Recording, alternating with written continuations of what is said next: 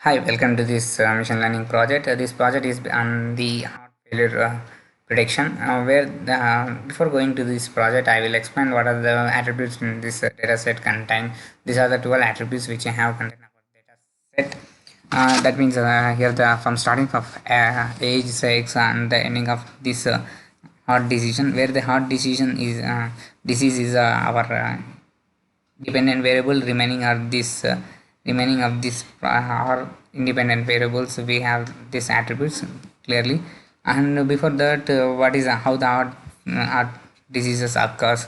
Peoples with cardiovascular diseases or who are high in cardiovascular risk due to the presence of one or more risk factors such as hypertension, diabetes. So many this type of problems are caused for the heart failure prediction. Heart failure diseases are heart diseases. Actually these heart diseases generally in the conditions of affecting the heart or blood vessels. Blood effect of blood vessels it will occur. And let's move into the implementation of heart this heart failure prediction for machine learning.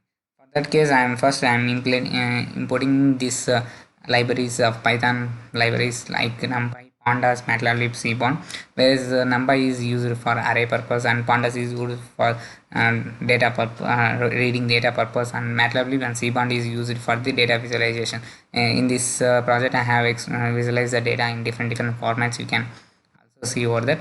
And now by using the pandas we are reading the data set which has located in my local disk, local drive or local system, local machine. We can learn this where I am using the implementation part is data is equals to pd.read csv. It means it can read the csv file with where my local drive has in this location.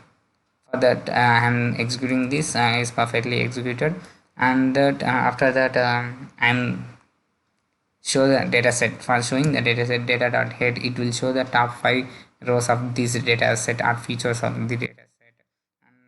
And like that we can use the data set tile,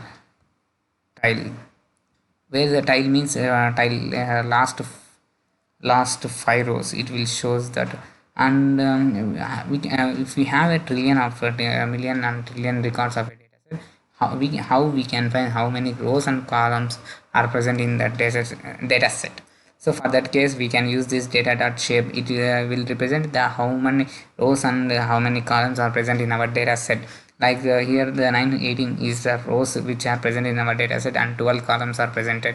And for more about the data set, which type of the data columns are presented, which of the type like int, float or object, like that we can use this format and this type of form or data.info. We can easily find that what are the data types like integer, where the age is a integer and fix is a objective, chest pain is objective, like that we can easily find about that data which are presented in it here. And the next one is if our we can see that how the statistics about the data set. It means we use the data dot description. By using this format we can use find the statistics data of our data set. Like we can find by using this format we can find the standard deviation, mean, count, and 75 percentile and 50 percentile, 25% minimum and maximum for each of the row. It will access the whole the row in the for example, if we have see the here the age row, where the mean of this age row is 53.510893. This is a mean of this age group, and the minimum is 28 and the maximum is 77. This is minimum age is 28 and maximum age is 77. Like that we can easily analyze, and statistically we can look over here by using this data description. And if our data set contain any outliers or missing values, we can find by using this format. Like checking the null values or outliers, we can use this data dot is none. It means is any sum, is any null values. Why use a sum function means if we have a null values in any type of column, we want to add all the null values and represent the output in the form of summation. So we can find this column contain like this. Up to now our dataset does not contain any null values, and any outliers. If we have any null values or outliers, we can reduce that null values and outlier by using this feature scaling and feature engineering techniques. 100 encoded like this, we can use that type of techniques, and we can reduce this all the null values from these null values and outliers techniques. Also we can reduce, we can clean our data set. Okay, and we can get the, if like this, and after completing of cleaning of dataset, finally we can check the null values are present. If you get all the zeros, finally absolutely our data set is cleaned for that. And the next one is, if we have a columns, a lot of columns, but we don't know which names or columns presented. For that case, we can use this data.columns function. We can, by using these type of statements, we can see this how many columns are present in this dataset. And next we are using the correlation function, where the correlation means relation between the two variables. It means it will show the relation between the two variables. Like if you see the relation between these, for example, resting BP and age, there is a relation between 0.25% of relation between their age and resting BP. Like that only, if you compare the each and every, where each and every one, everything, each and every rows and columns, we can compare that the relation between each and every one. Okay, and we can easily, correlation is really helpful for us to see the correlated how much relation between each and variables. And the next one is for visualization part. It is a main important for the visualization part. Why for which case we can use the visualization means for how much data is splitted over that graphically. Graphically we can see that data is splitted where the data is presented. For this entire code shows that we are using to predict this bar graphs. For that I am using the def function. We can use a def function like this, and I have clearly write these statements, and where this I am using the column data set and passing the data as attribute of data set, data set and column target variable title and color of the data set, and the style is script. By using the means we can use grid boxes types, we can use like that. And here the x column is equals to df column dot unique, where the x column is unique, and y column we can change this anymore. For the y, if you, this whole the code is explained about only how to plot this bar graphs. Let's move into the example, you can clearly understand that. And here plot dot decision, I am passing this data because where I read the dataset as a data, I stored the whole the dataset into the format of data. So I want to pass that data, and I am passing this x means column is chest pain type, and target variable is heart disease, and this is the title of our data. So let's execute this. We can clearly understand how much, where the chest pain has four types of chest pains. There is ATA and NAP and ASY and TS. These are the four types of chest pains. Mostly people are contain high chest pain in ASY. This is a highly chest pain. Nearly 390 people are containing high chest pain.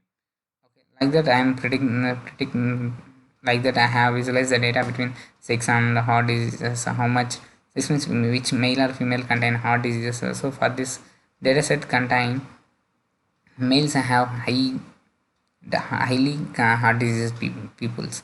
For the, even everything I have plotted like this, you can clearly see over that for the ECG, how which resting ECG peoples are getting like that. Normally ECG peoples are getting heart disease is high when you compare to ST and LBH ECG.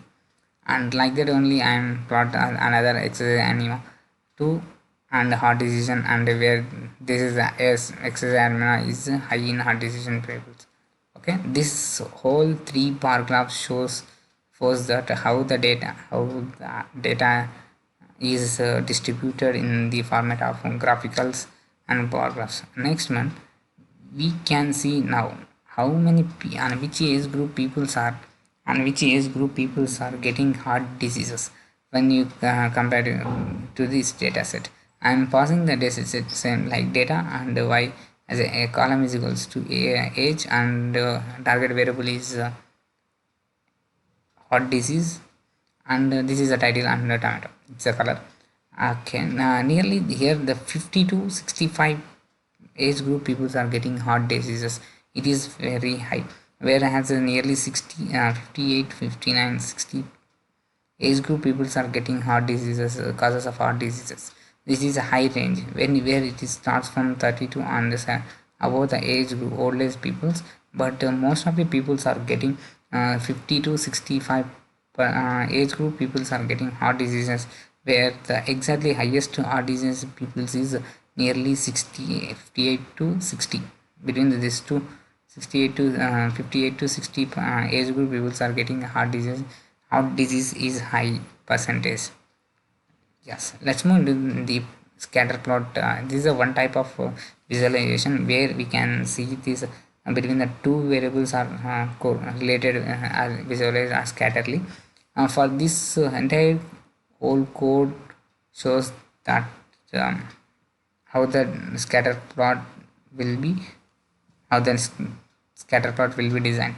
For that, for example, we can take that same as this, where I am passing the df is equals to data, and column 1 is equals to resting pef, and column 2 is equals to max hr, and target variable is the decision. So we can see here by using this,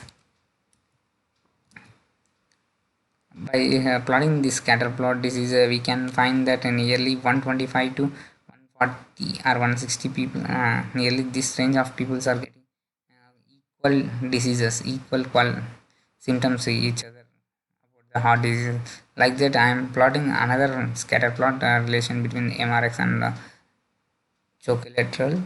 Nearly 140 to 160 or 300 people are 140 to 300 people are getting equal similarity of symptoms of this heart disease.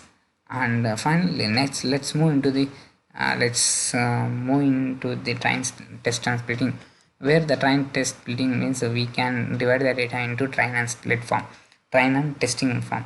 So for train data set, for before that we want to initialize the x and y variables, where x is the independent variable. For that case, we are taking whole the columns except the dependent column, and if we column have contain any values, we can make that dummy get dummies. And next we has this is the output of x columns. We can see here there is no dependent feature, and there is no dependent variable.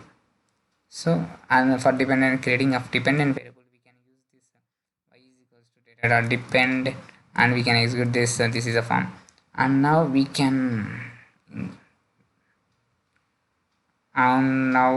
set that we can implement this xy finds, where x10 and y10, x10 x test and y10 y test equals to x test y test splitted. We can get this statement from the sklearn dot modelization input time test split, and I'm passing the x and y rows and column, and testing size is 0.2 and random stage is 40.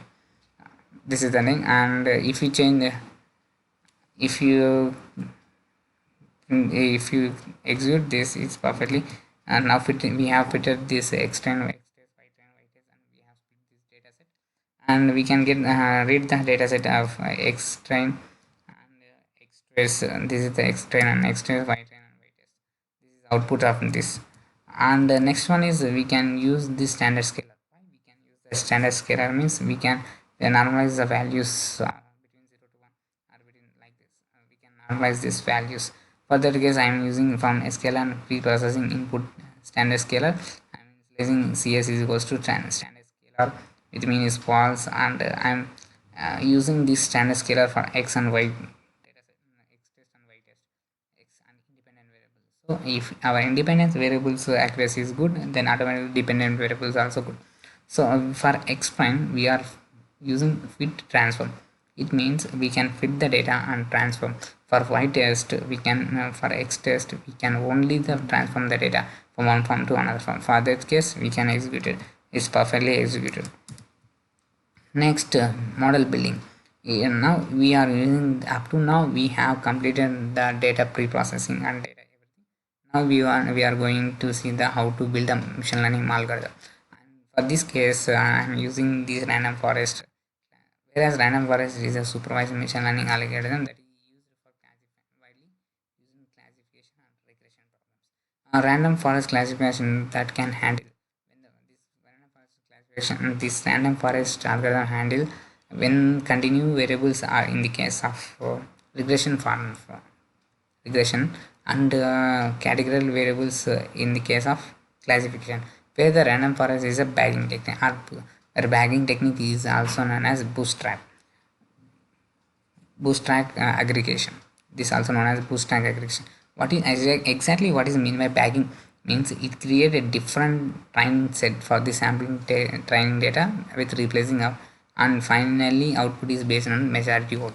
It means bootstrap aggregation works as we can divide the data into model different decision trees and combine the outputs, and by using the majorities of vote we can find this output.